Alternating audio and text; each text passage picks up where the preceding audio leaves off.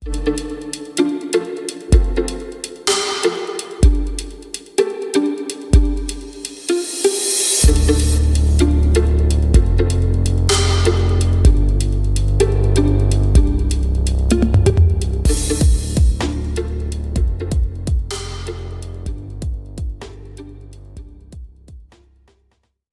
में अंधविश्वास और पाखंड किस हद तक फैला हुआ है, ये बात हम सभी लोगों को ज्ञात है। आज इस 21वीं सदी में भी गांव की गलियों से लेकर संसद के गलियारों तक, मंदिर मस्जिद की चौखटों से लेकर रिसर्च सेंटर के कार्यालयों तक अंधविश्वास और पाखंडवाद आपको देखने को मिल जाएगा। यदि हम अंधविश्वास और पाखंडवाद को एक किनारे पर रख भी दें, तब भी हमारे समाज में ऐसी बहुत सी दूषित और क्रूर धारणाएं मौजूद हैं जो आज भी हमारे इस भारतीय समाज को खोखला कर रही हैं। चाहे वो धर्म और समाज पर आधारित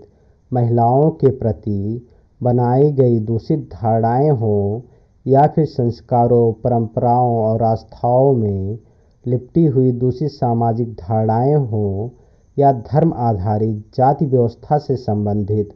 जातीय मानसिकता हो, या फिर सामाजिक भेदभाव, छुआछूत और जाति और जातीयता की दूषित मानसिकता ही क्यों ना हो, ये सभी की सभी धारणाएं मिलकर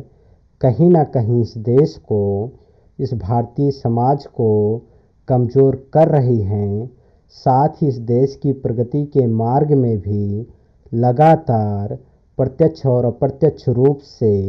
एक अवरोध भी उत्पन्न कर रही हैं। और ये वो अवरोध हैं जिसमें उलझकर ये हमारा यह देश लगातार अपना समय और प्रयास नष्ट कर रहा है। ऐसे में ज़रूरी हो जाता है कि हम लोग इस देश के तमाम अवरोधों को ख़त्म कर दें, तमाम दूषित धारणाओं, दूषित मानसिकताओं, अंधविश्वासों और पाखंडों को ख़त्म कर दें, जिससे कि इस देश के समय और प्रयास को सही दिशा में लगाया जा सके। और मैं नहीं समझता कि इन समस्याओं से निपटने के लिए वैज्ञानिक दृष्टिकोण, वैज्ञानिक सोच के अलावा और भी कोई बेहतर विकल्प हो सकता है। ऐसे में ज़रूरी है कि हम लोग साइंटिफिक सोचें, भी साइंटिफिक के सिद्धांत को अपने जीवन का आधार बनाएं और इस 21वीं सदी में प्रगति और उन्नति के मार्ग पर तेज़ी से आगे बढ़ जाएं।